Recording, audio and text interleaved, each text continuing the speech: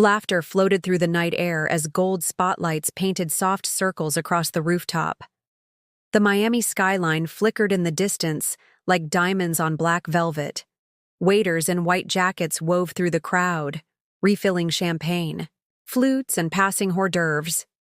In the center of it all, Damon Ellis, tech mogul turned media darling, stood in a crisp black tuxedo, posing with influencers and investors like he owned the stars above.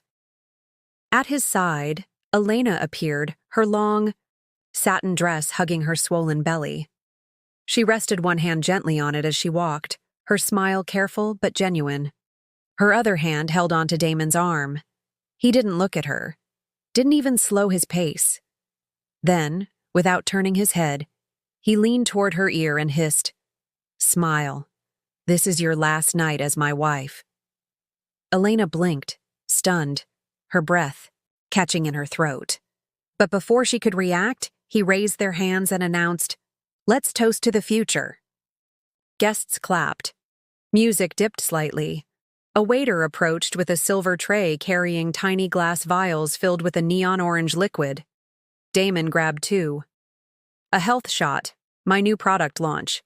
Good for energy, immunity, and well-being," he said, grinning at the crowd. He handed one to Elena. Her eyes searched his face. "Damon, what is this?" she asked under her breath. "Just drink," he replied softly, his smile still plastered for the cameras. She hesitated, her fingers trembling around the glass. The crowd watched. A few pulled out phones. "Elena," he added in a clipped tone, "don't make a scene. Drink it." The pressure crushed her resolve. Slowly, she raised the glass and sipped. At first, nothing. She managed a nod, even a polite chuckle. Then her jaw tensed. Her eyes widened slightly as the world tilted. Her hand flew to her belly. She stumbled back one step, then two. The glass slipped from her fingers and shattered on the stone tiles. A choking noise escaped her throat as her legs buckled. Her body hit the floor with a dull thud, her dress pooling around her like a spilled flower. The music cut. Screams erupted. Guests scattered. One woman dropped her purse and shrieked. Another man shouted for someone to call 911. Damon stood perfectly still. A circle formed around Elena. Her limbs twitched violently. A waiter knelt beside her, panicked, unsure whether to touch her or not. Someone pushed through the crowd with a phone to their ear, yelling about needing paramedics now. Elena's eyes fluttered open for a split second. She looked straight up at Damon. "Help. Me," she rasped, her voice barely above a whisper. He stepped forward slowly and crouched beside her. Cameras clicked. Phones filmed. He stroked a strand of her hair back behind her ear and leaned close enough that only she could hear. "Tell them you're tired," he said smoothly. "Nothing more." Her breathing was shallow, irregular. Her fingers curled around his jacket weakly, but he didn't flinch. The sound of sirens echoed up from the street. A woman in a red dress tried to take charge, directing the crowd away. "Give them space! Step back!" she yelled. Paramedics rushed in moments later, their bags already open. One knelt to take vitals. The other began assessing Elena's airway and pulse. "Pregnant female, approximately 30 weeks, one of them said to his partner. "Unconscious, possible seizure activity, no known history reported." They asked Damon what she had consumed. "Just juice," he replied calmly, standing up and adjusting his cufflinks. "She's been stressed lately. Probably exhaustion." The EMT raised an eyebrow. "She was convulsing. Did she take anything?" Damon shrugged. "You'll have to ask her when she wakes up." As they secured Elena to the stretcher, she stirred briefly. Her eyes opened again, confused, terrified. Her lips moved silently. Her hand found her stomach. Then she passed out again. The gurney disappeared down the elevator as cameras followed. The rooftop was left in chaos. Guests murmured in tight huddles. Some whispered about how she looked sick for weeks. Others said it had to be a panic attack. Damon stepped to the edge of the rooftop, looking out over the skyline, hands in pockets. Jessa, his executive assistant, walked up beside him. "Did she drink all of it?" she asked under her breath. Damon didn't answer, just nodded once. "Then we wait," Jessa said with a smirk. As the last of the guests filed out and police asked quiet questions, Damon returned to the center of the rooftop. A crew member offered to shut down the party lights. "Leave them on," he said.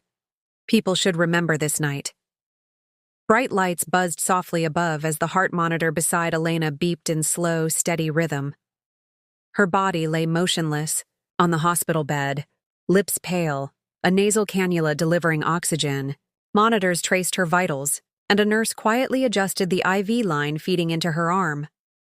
The room smelled sterile, too clean, too quiet for what she had just been through. A doctor in her mid-40s entered, her name badge reading, "Dr. Layla." "Heart!" She reviewed the chart, her eyes narrowing slightly. Something didn't sit right. The toxicology screen showed traces of substances inconsistent with Elena's records. No prescriptions, no history. Yet her system reacted violently, as if she'd ingested something designed to cause a breakdown, but masked as harmless. Dr. Hart stepped closer, lifting the blanket slightly to check her arms. Near the bend of Elena's elbow, a tiny puncture mark stood out against the skin. Not the IV site. Smaller, cleaner, hidden. The mark of a needle, one not entered by the ER team. She gently swabbed the area and made a note. Then, as she turned to leave, Elena stirred. Her eyelids fluttered, and her hand instinctively moved toward her belly. She whispered, barely audible, "My baby." Across town, Damon stood behind a sleek podium in a packed media room, dressed in a gray designer suit, speaking into microphones with the calm demeanor of a man used to headlines. Cameras clicked, phones streamed live. "First, let me thank you all for your concern," he began. "This has been a difficult week for our family. Elena has been under extreme emotional stress throughout her pregnancy. Unfortunately, last night, that pressure took a dangerous turn. Doctors believe she experienced a reaction to a mix of prescription medications, likely unintentional. She's being monitored and is expected to recover." Gasps and murmurs rippled through the room. A reporter raised his hand. "Mr. Ellis, are you suggesting your wife attempted to harm herself?" Damon let out a sigh, his voice dropping into something softer, rehearsed. "Of course not. But pregnancy hormones can sometimes trigger confusion, episodes. And unfortunately, she's refused mental health support in the past." Another voice cut in from the back. "And what about her role at Ellis Tech?" Damon offered a tight smile. "Effective immediately. Elena will be stepping away from all company operations to focus on her health and the baby. For their safety, he didn't mention that she hadn't agreed to it. He didn't need to." Behind him, Jessa stood just out of focus in the press photos, wearing a red silk dress and a glittering diamond ring, Elena's ring. It flashed under the lights as she tucked her hair behind her ear and leaned into Damon's side when he stepped down. They walked out together, hand in hand, as if nothing had ever been broken. News anchors were already reading from the teleprompters by nightfall. CEO Damon Ellis addressed the media today following reports that his pregnant wife was hospitalized after a suspected overdose. Sources close to the family confirmed tensions had been rising for weeks. The couple, previously seen as a power duo in tech and philanthropy, may be on the verge of separation.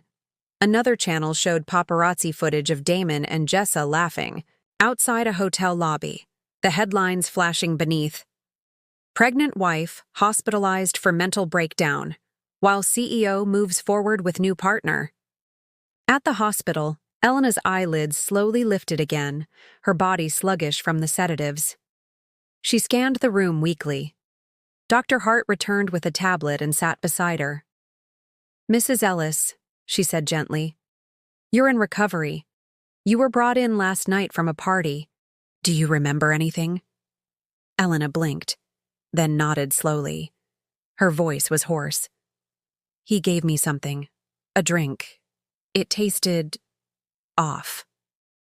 The doctor leaned in. Did you take any medication voluntarily? Elena shook her head. Only prenatal vitamins. Dr. Hart placed a reassuring hand on her arm, careful not to touch the bruised area. There are some signs that trouble me. Substances were found in your system that don't match your medical history, and there's a needle mark that doesn't belong to our procedure. Elena's eyes welled up, panic rising. My baby. Is the baby okay? The doctor smiled gently. We ran scans. Heartbeat is strong. You were lucky. As Elena drifted back into sleep, Dr. Hart stepped out and made a quiet call. Tox screen came back strange, she said. I'm flagging it for independent testing, and I want eyes on whoever signed off her prior discharge papers. Something's wrong.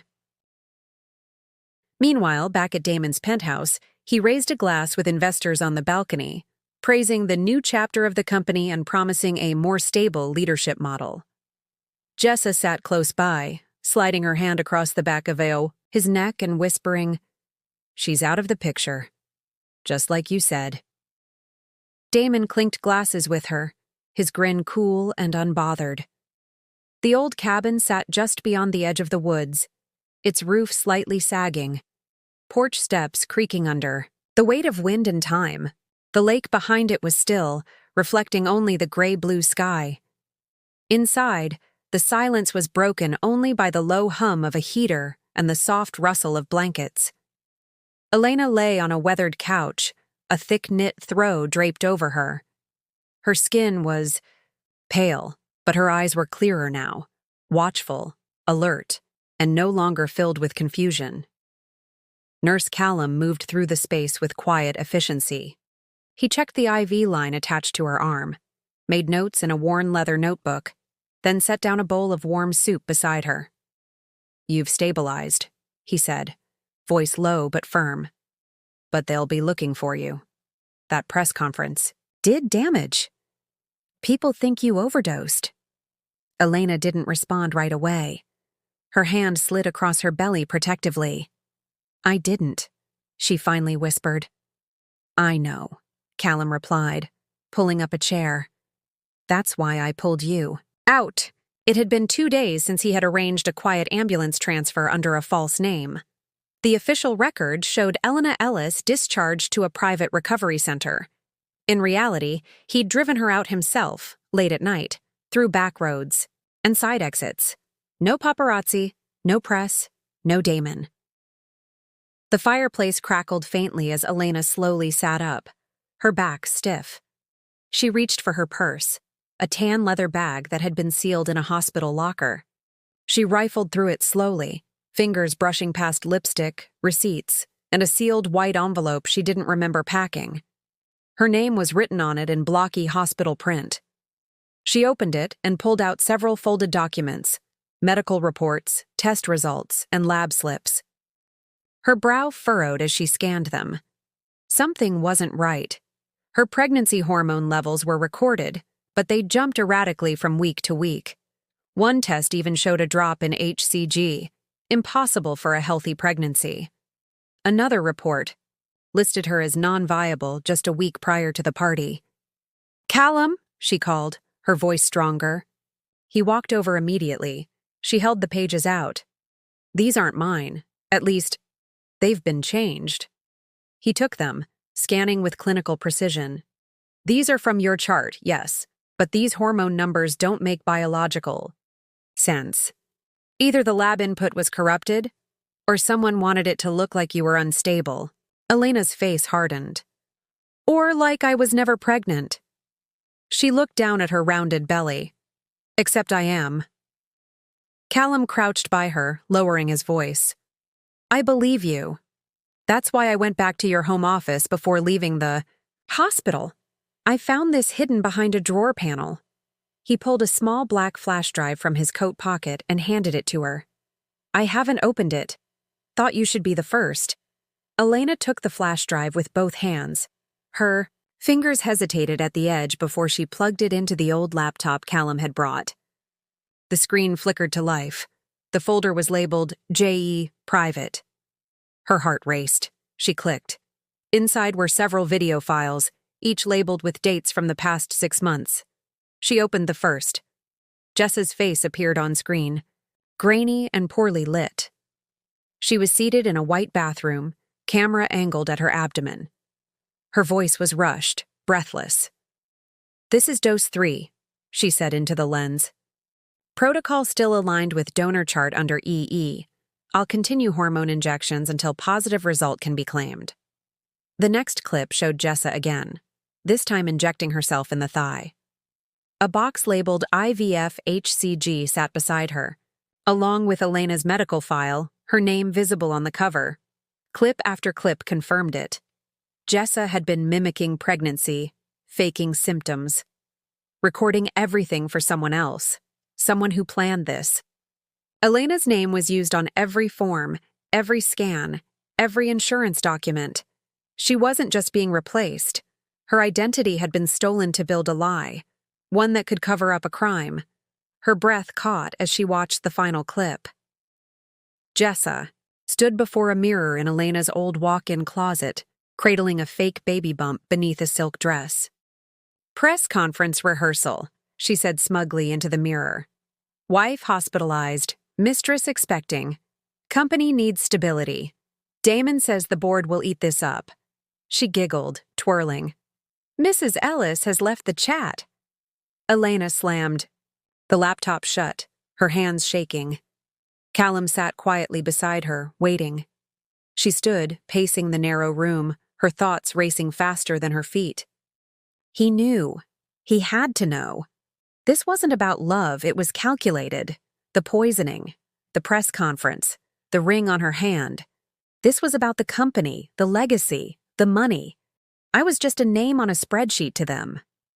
Callum finally stood as well. "What do you want to do?" She looked out the window toward the still lake, then turned back, her eyes cold and awake for the first time in days. "I want everything back. My name, my child's future, and I want them to choke on the lies they built with my blood." Dust curled into the air as Elena pushed open the rusted gate of her family's old estate. The once pristine gardens were overrun, and the front porch sagged beneath the weight of years left forgotten. She stepped onto the faded tiles, her boots crunching against broken leaves and glass shards from shattered window panes.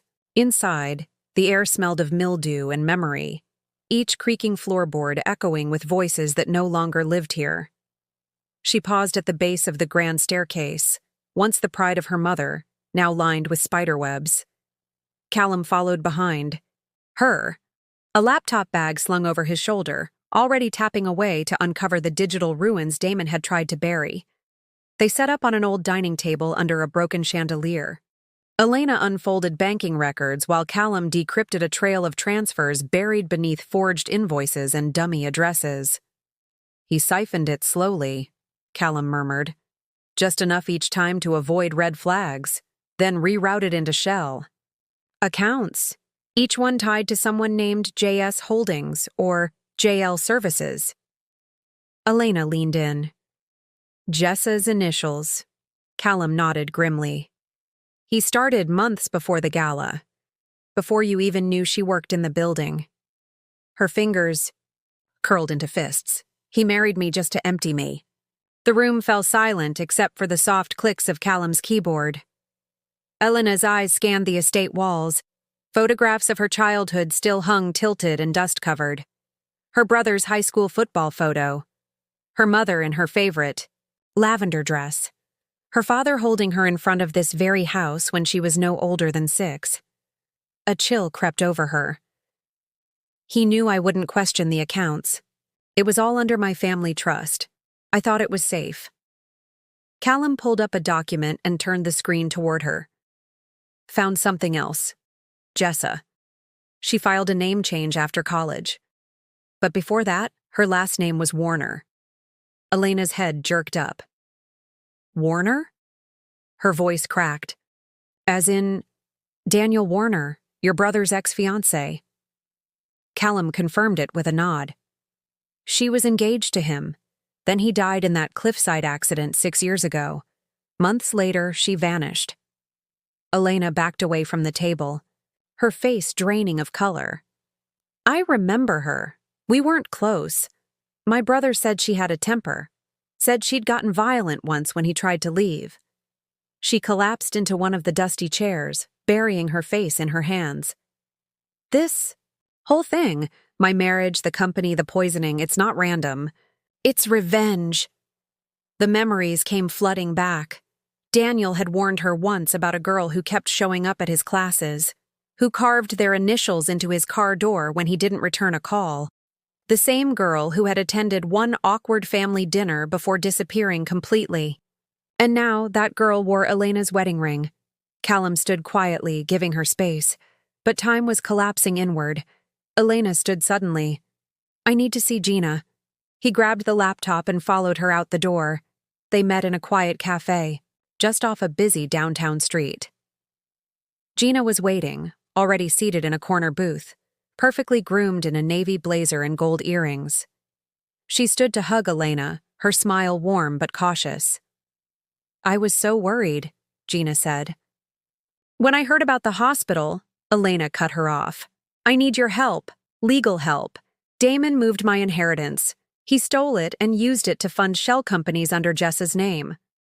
Gina blinked but didn't speak immediately. You want to press charges? Elena nodded. I want to destroy him. Gina's expression shifted. She exhaled slowly and sat back. Elena, I should have told you earlier. Damon hired me 3 weeks ago, as his counsel. I didn't know how deep this went. Silence settled like ash. Elena's eyes narrowed. You're working for him? Gina hesitated. He came to me after your incident, said you were unstable, that he needed someone trustworthy to protect the company. I thought he was just being cautious. I didn't know about this. Elena stood slowly, her chair screeching back. So you sold me out before you even asked my side? Gina's voice cracked. Elena, wait. But she was already moving, her breath shallow, her pace quick. She pushed open the cafe restroom door and locked it behind her. Her reflection stared back. Sunken cheeks, faded eyes, 1,000 cracks behind them. She clenched her fists and slammed them into the mirror. The glass shattered, slicing through her skin, drawing blood that trickled down her wrist and dripped onto the porcelain sink. She didn't cry. She didn't scream. She just watched it fall. Her breathing slowed. She pressed a hand against the cracked reflection. No one is coming to save me, she whispered, voice hoarse but steady. So I will become the fire. Crystal. Chandeliers glittered above the crowd as the gala buzzed with soft laughter, clinking glasses and carefully crafted smiles. The venue, an art museum transformed for the night into a tribute to Damon Ellis's newest venture, a luxury wellness brand, was lined with towering orchid arrangements, mood lighting, and a runway of investors eager to shake his hand. Damon moved through the room in a tailored navy suit, offering firm handshakes and practiced praise. At his side, Jessa floated like a crowned queen, dressed in pale silver, one hand gently resting over a barely there bump. The photographers whispered about her. She's glowing, one said. She's the new Elena, said another. As the crowd shifted into the auction hall, a murmuring ripple traveled across the room. The screen above the stage listed an anonymous new investor, Knox Holdings, buying a controlling stake in the company. 48%. Unheard of. The bidding had ended before it even began. Damon stiffened for half a second, quickly recovering with a champagne toast. It's a new age, he announced. A healthier future, for families, for legacies. Jessa smiled tightly beside him, but her fingers dug into the glass stem she held. She hadn't heard anything about this investor. Moments later, a server slipped through the crowd and approached Jessa with a single white box. Delivery for Ms. Jessa Warner. Her real name. Not Ellis. Not CEO. Her smile dropped. She opened it slowly. Inside, a bouquet of perfect white roses and a black card with silver script. 4 words only. Your womb carries ashes, not heirs. Her breath caught in her throat. She slammed the box shut and turned toward Damon, but he was already deep in conversation with a senator and a venture capitalist from Silicon Valley. Jessa stepped back, shaking slightly. She glanced across the room. A woman in a golden mask stood alone, her posture poised, arms crossed, watching silently from the gallery stairs. When the auction began, the same masked woman raised her hand and bid $1 million on a painting titled Mother's Blood, a haunting piece splashed in red, featuring a silhouette of a pregnant woman cradling smoke. The crowd gasped. Jessa's jaw clenched. She pushed her way through the ballroom, heading for the back hallway. Inside the penthouse hours later, the silence was thick. Damon loosened his tie, tossing it over a chair as he poured himself a drink. Jessa paced near the window, still shaken. "We need to talk," she said. "That investor, it's not real. It's her. I know it." Damon laughed. "She's probably halfway to some rehab clinic by now. Let the lawyers deal with it." Jessa spun to face him. "She sent me a message. She knows." Just then, the stereo system crackled. The lights flickered once. Damon turned, puzzled. From the overhead speakers came a voice. Familiar, clear, and unmistakably alive. "I know what you did with the syringe. The doctor does too." The glass slipped from Damon's hand and shattered across the floor. The voice continued. "Every lie. Every forged signature. Every test result you paid to disappear. You erased me. Now I'm rewriting the story." Jessa backed away slowly. The television lit up on its own, revealing a paused security feed. An interior hallway of the penthouse from an angle neither of them recognized. Someone had installed a camera inside. Damon lunged for the controls, trying to shut it off, but the power cut completely. The screen stayed lit. Jessa fled the room in a panic, rushing toward the stairwell. Her heels echoed sharply as she gripped the rail. Halfway down, she stopped short. At the landing, a black envelope sat waiting, her name written in red ink. Trembling, she opened it. Inside was a sonogram, not hers. Different date, different initials, different fetus entirely. The word fake stamped across it in thick red font. She screamed, a sharp, raw sound that echoed up the stairwell. The door at the bottom burst open as Damon appeared, frantic. "What happened?" She turned to him, eyes wide with fury and fear. "She's back. She never left. Damon, she's watching us." Outside the penthouse tower, across the street, a woman stood on a rooftop, watching through binoculars. Her coat fluttered slightly in the wind. The mask was gone now. Elena lowered the binoculars and turned to Callum, who stood beside her holding a tablet. "They know?" he asked. Elena nodded once. "Now they feel it." The courtroom buzzed with a low electric tension as reporters adjusted their cameras and lawyers rustled through documents under harsh fluorescent lights. Rows of media crews packed the gallery, whispering behind raised phones as Damon Ellis sat at the defendant's table, flanked by his attorneys in designer suits. He leaned back in his chair, one leg crossed over the other, his expression unreadable. At the prosecution table, files and medical charts were neatly arranged. A quiet countdown ticked through the crowd, everyone waiting for the moment she would walk in. And then the doors opened. Elena stepped into the room wearing a black dress that hugged her pregnant belly like armor. Her posture was tall, her steps slow and deliberate. Murmurs rippled through the crowd. The cameras clicked furiously. Behind her, Dr. Callum followed, holding a case folder tight under one arm. Damon's face tightened. Jessa, seated behind. The defense team froze. Her hands clenched the edge of her seat. Elena met no one's eyes.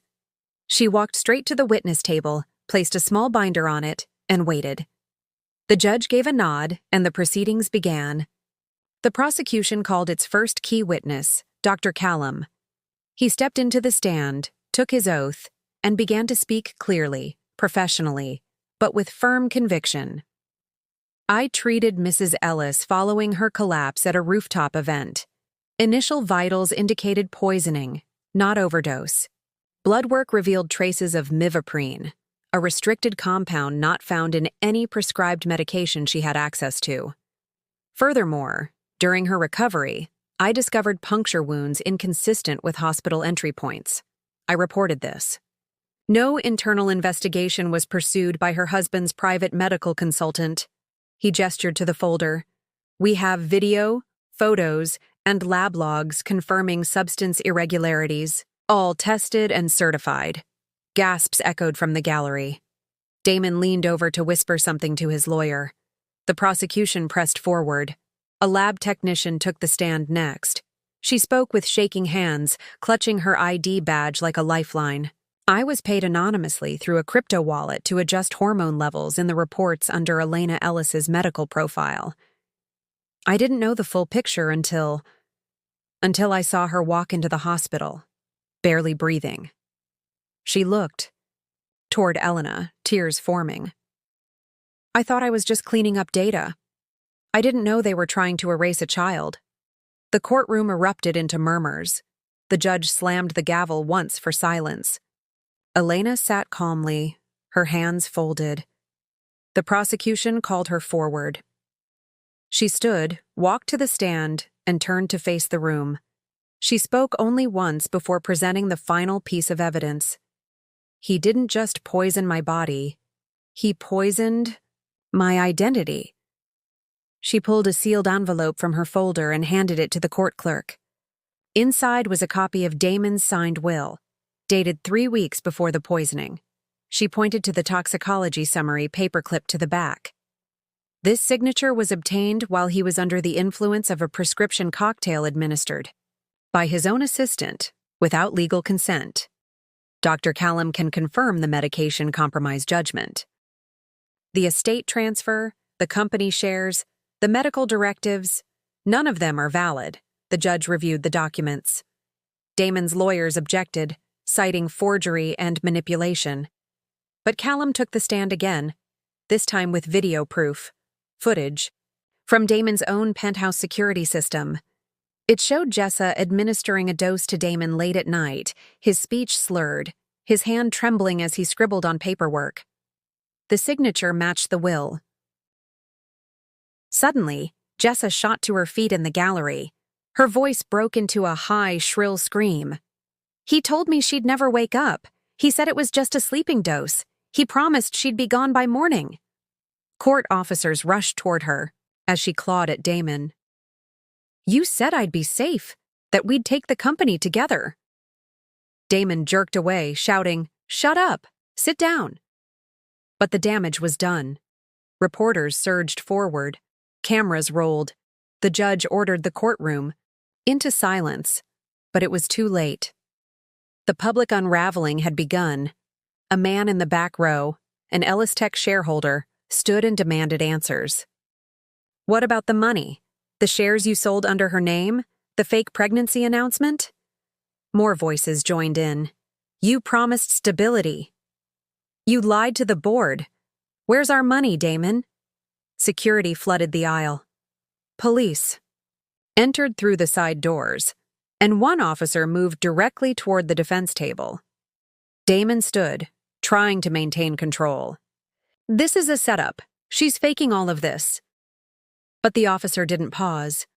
Mr. Ellis, you are under arrest for attempted manslaughter, identity fraud, and obstruction of medical investigation. He was cuffed on the spot. The cameras didn't miss a frame. As he was led past Elena, he met her gaze. There was no fury in her expression. Only silence. Only steel. Behind him, Jessa was already being restrained. Her voice cracked into sobs as she sank into her seat. Elena stepped down from the stand and walked back toward Callum. The crowd parted without a word. Reporters tried to speak to her, but no one dared block her path. In one courtroom, beneath glaring lights and a forest of lenses, the truth had finally spoken louder than wealth. The land looked nothing like it once did. Where Damon Ellis had launched his first company, once a flashy glass building that boasted innovation and profits, there now stood steel beams, foundation trenches, and scaffolding wrapped around new beginnings. The sound of drills and hammers replaced the old boardroom speeches. Elena stood near the center, her hard hat slightly askew, one arm cradling a sleeping newborn wrapped in soft beige linen.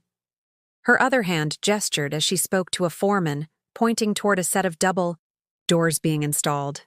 "That space needs to open into a nursery," she said. "Lots of sunlight. And reinforced windows." The workers nodded. No one questioned her authority. Not anymore. The project was hers, through and through. Every dollar funding this construction site came from Damon's liquidated assets, his personal accounts, his trust, and every slice of wealth he'd once built on deception and harm. Elena hadn't kept a cent. She'd sold the penthouse, the yachts, the stock, everything he used to measure worth. The boardroom that once erased her name was now a break room with job postings and childcare flyers pinned on the wall. Reporters had begged for an exclusive. She declined them all. "The women here don't need headlines," she'd said. "They need shelter." The press still followed from a distance, catching glimpses of her walking through the construction site with her baby pressed to her chest. Her steps were steady, grounded, not a trace of performance in her, only purpose. Damon's sentencing had come swiftly. 12 years without parole. The charges stacked: attempted manslaughter, falsifying medical records, corporate fraud. In the courtroom, he hadn't said a word. Even his lawyers stopped trying to defend him by the end. Jessa's breakdown was public. Charged with fraud and conspiracy, she faced multiple trials of her own. Her claims of manipulation and broken promises earned no sympathy. In a final hearing, she collapsed into tears, but no one moved to comfort her. None of it brought Elena joy. Just peace. And room to rebuild something better. Inside the nearly completed building, walls were already painted warm neutrals. Skylights brought in the Florida sun. Each room bore no labels, no victims or cases, just names of flowers and birds. Elena walked through the hallway slowly, adjusting the sleeping infant in her arms. Phoenix House, the lettering, on the front wall read, "A place to rise." Every corridor, every brick carried the intention of never letting another woman be silenced in the shadows again. Callum approached from the office space, a clipboard in hand, glasses perched on. His head. "Inspection passed," he said with a smile. "They gave us a clean slate. We'll be able to open in 2 weeks." Elena nodded, pressing her cheek to her baby's head for a moment before responding. "It's yours now," she said softly. "What?" He blinked. She reached into her coat pocket and pulled out a folder. The transfer papers, foundation rights, full ownership. "You kept me alive," she said. "You told the truth when no one else would. This place, it should live under your hands." Callum didn't answer right away. He stared at the papers, overwhelmed. "Elena, I can't—" "You can," she interrupted. "And you will. You'll protect the next woman the way you protected me." He finally took the folder. His hand trembled. Outside, as the sun dipped low over the lake beside the property, a group gathered for a small ceremony. No press, no flash. Just survivors, workers, a few volunteers.